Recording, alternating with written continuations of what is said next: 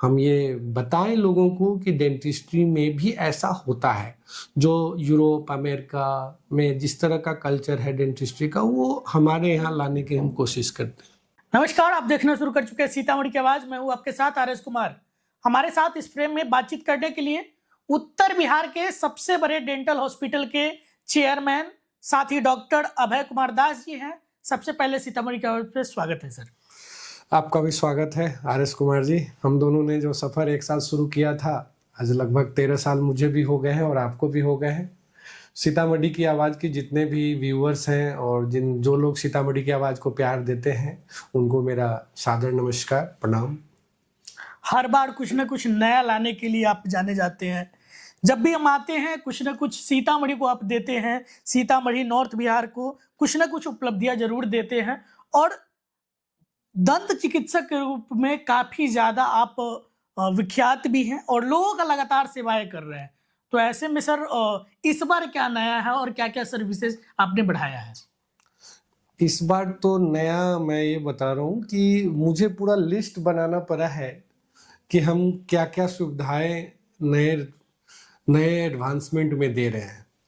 पहले तो एक दो चीज़ मैं लाया करता था और उसको फिर आपसे हम लोग डिस्कस करके लोगों के बीच में अवेयरनेस डालते थे कि नहीं, ये फैसिलिटी अपने पास है। आज के डेट में डेंटिस्ट्री को जितने भी एडवांसमेंट की ज़रूरत है सारे अपने पास हैं। जैसे यदि आप कहेंगे तो CBCT अपने यहाँ है, कैड कैम अपने यहाँ है, जो वर्ल्ड का बेस्ट स्कैनर है इंट्राओरल स्कैनर प्राइम स्कैन, वो अपने पास है। मॉड्यूलर OT है अपने पास। IPD की सुविधा जो अपने ज़िले में सिर्फ एकमात्र यास्को डेंटल हॉस्पिटल के पास है। IPD की सुविधा में हम डेंटल इमरजेंसी 24/7 दे रहे हैं।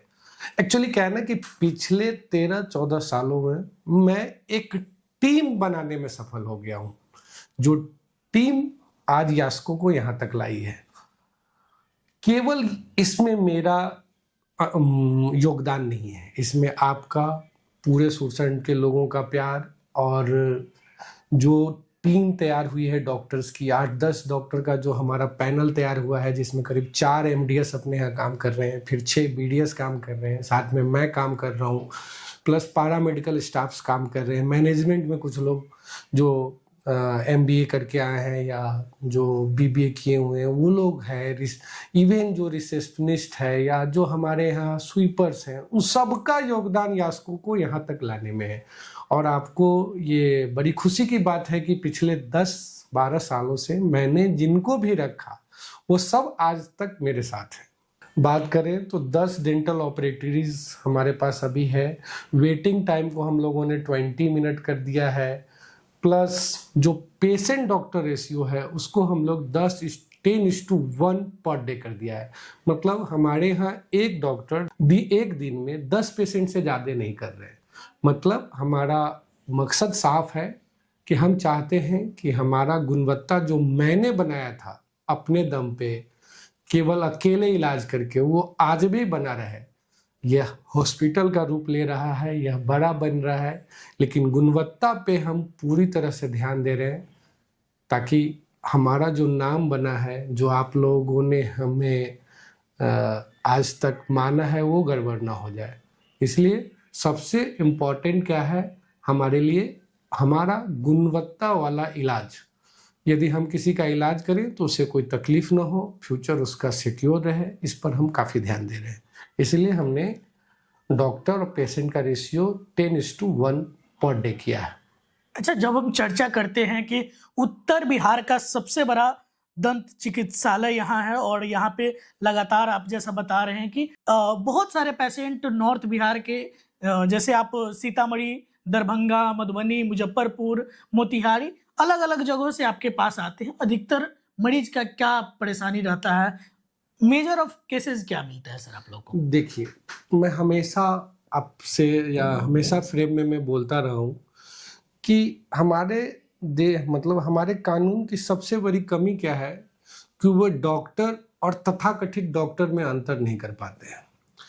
तो आज क्या है ना कि इलीगल रूप से बहुत सारे क्लिनिक खुले हुए हैं छोटे छोटे जगह पे। जैसे आप यदि हम सीतामढ़ी का एग्जाम्पल लें तो छोटा छोटा जो बाजार है वहाँ पर लोगों ने क्लिनिक डाल दिया है जो ऑथेंटिक नहीं है, उसमें डॉक्टर नहीं है।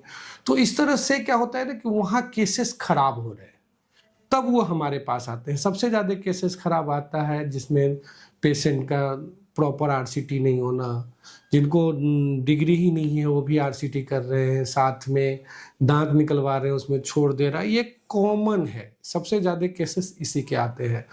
सपोज करो कि जिनके पास नॉलेज नहीं है उनको क्या पता कि कहाँ हमें कैसे ट्रीटमेंट करना चाहिए, प्लस लोकल एनेस्थीसिया इधर उधर दे देना। जैसे जनरली डॉक्टर लोग हम लोग ब्लॉक देते हैं, ये लोग क्या करते हैं लोकली इन्फिल्ट्रेट करके काम करते हैं, जिसका नतीजा क्या होता है कि कभी कभी जैसे पस के एरिया में यदि आप लोकल इन्फिल्ट्रेट कर दोगे तो पूरा का पूरा नेक्रोसिस उस एरिया में हो जाता है, ब्लड सप्लाई हैम्पर होता है। तो ऐसे में पेशेंट को तकलीफ होता है। तो इस टाइप के केसेस जो पुअर हैं, गरीब है, वो ज़्यादा आ रहे हैं। फिर ऐसा है सेलुलाइटिस का केस है, जैसे सूजन हो जाना, सूजन से पस बन जाना, एक्स्ट्रा ओरल साइनस हो जाना, लगा बहुत सारी बातें हैं। सबसे ज़्यादा उसके बाद जॉ बोन फ्रैक्चर के भी केसेस आजकल तथाकथित डॉक्टर करने लगे हैं, जो उनको नहीं करना चाहिए। वो चूँकि मैक्सिलोफेशियल का है तो उन्हीं को करना चाहिए। हम लोग भी अवॉइड करते हैं कि जो टिपिकल केसेस हो ट्रॉमा के वो मैक्सिलोफेशियल ही करें। जब जहाँ हम लोग अवॉइड कर रहे हैं वहाँ यदि तथाकथित डॉक्टर लोग ये सब कर रहे हैं तो ये गलत है। और इसके कारण जो सेकेंड और थर्ड ओपिनियन के केसेस हैं वो हमारे यहाँ बढ़ रहे हैं।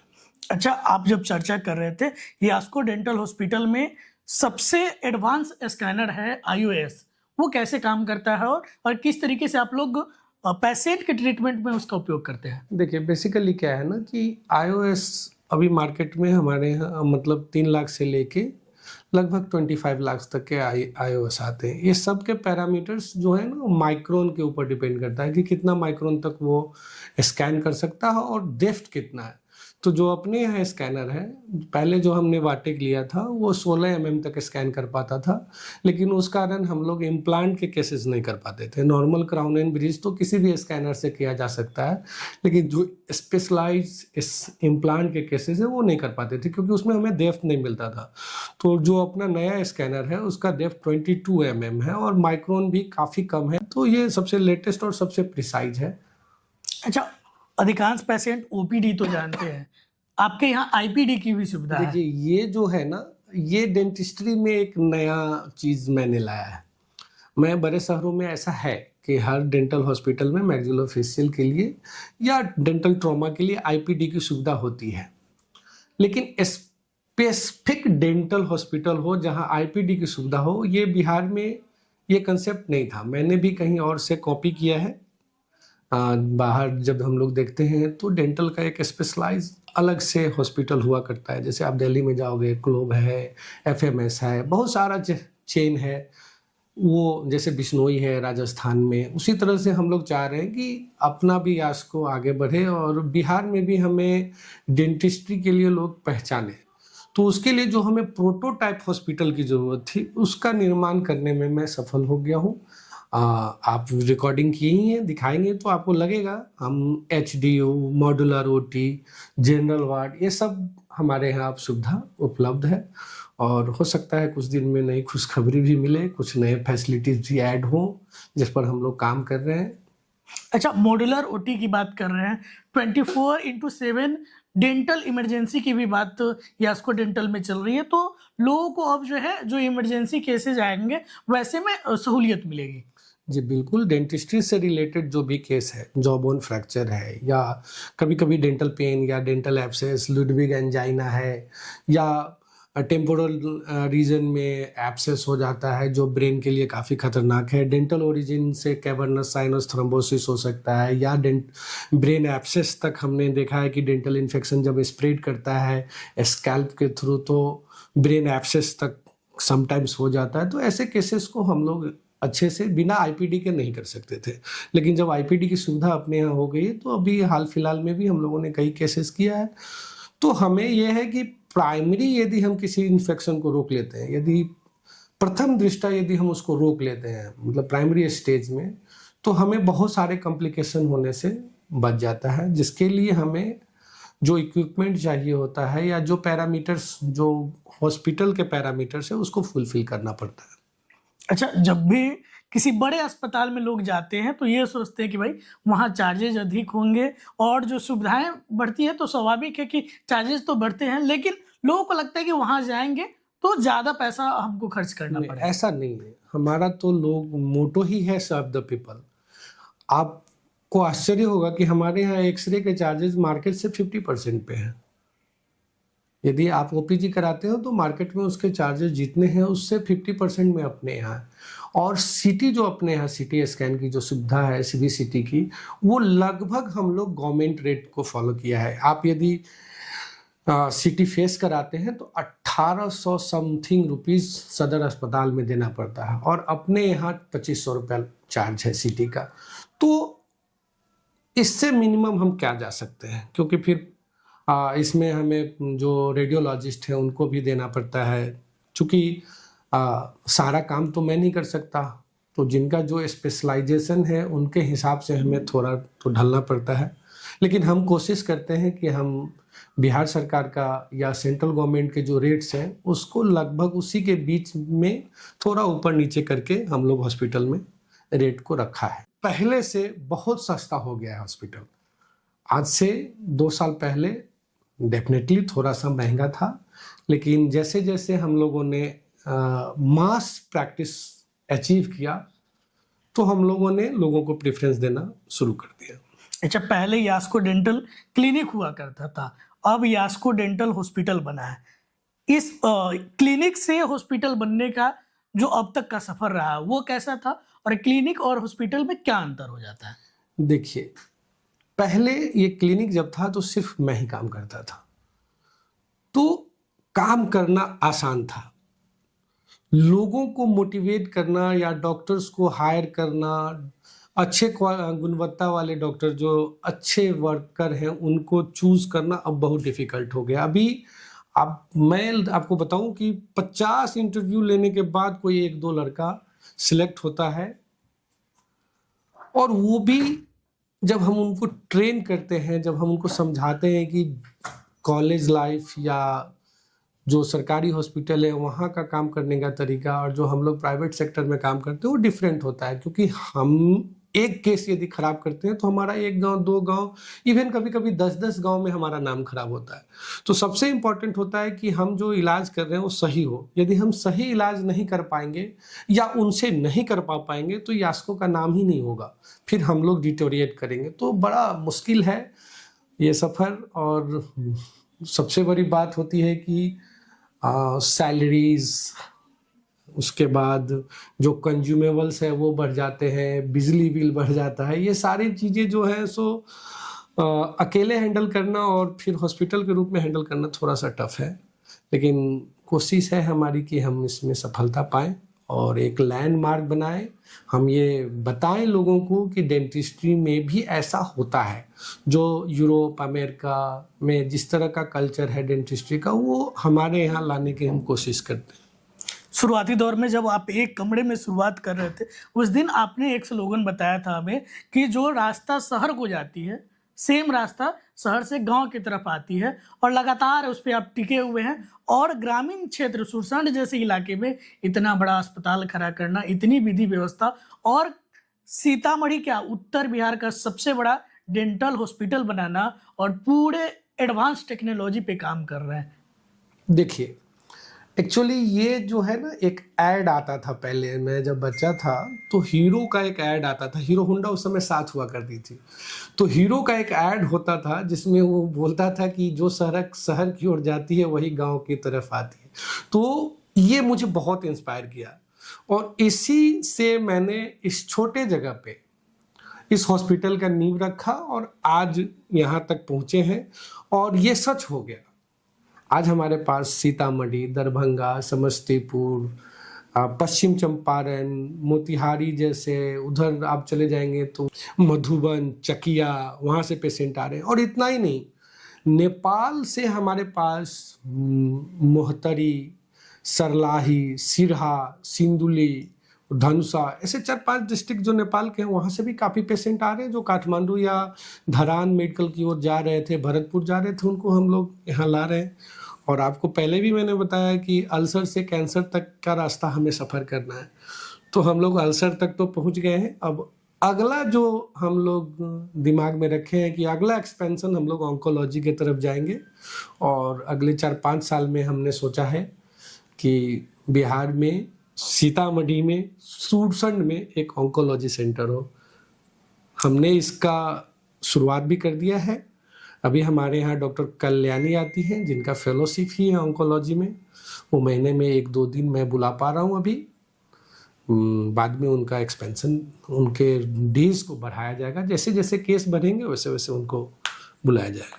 अच्छा, लास्ट में जो हमारे दर्शक है और किस तरीके से स्माइली फेस के लिए अपने दांतों का सही तरीके से कह सकते हैं कि उसका सुरक्षा कैसे रख सकते हैं, सुरक्षित कैसे रख सकते हैं? देखिए, जो बेसिक चीज है वो कभी नहीं बदलता है। हमारे संस्कार में खाना खाने के बाद कुल्ला करने की आदत होनी चाहिए। यदि आप सिर्फ खाना खाने के बाद कुल्ला कर लेते हैं, मसूरों का मसाज कर लेते हैं, तो दंत रोग आपको कम होगा, मिनिमम होगा। बहुत सारे फैक्टर हैं दंत रोग के लिए, लेकिन यदि आप 2 चीज अपने जीवन में उतार लेते हैं, सवेरे ब्रश करना, रात को सोने से पहले ब्रश करना, और जब भी खाना खाना तो कुल्ला करने से नहीं शर्माना। आज का फैशन आप जान रहे हैं, लोग हाथ तक नहीं धो पा रहे हैं, चम्मच से खाना खाए और नैपकिन में हाथ पोछे और चल दिए, ये बिल्कुल गलत है।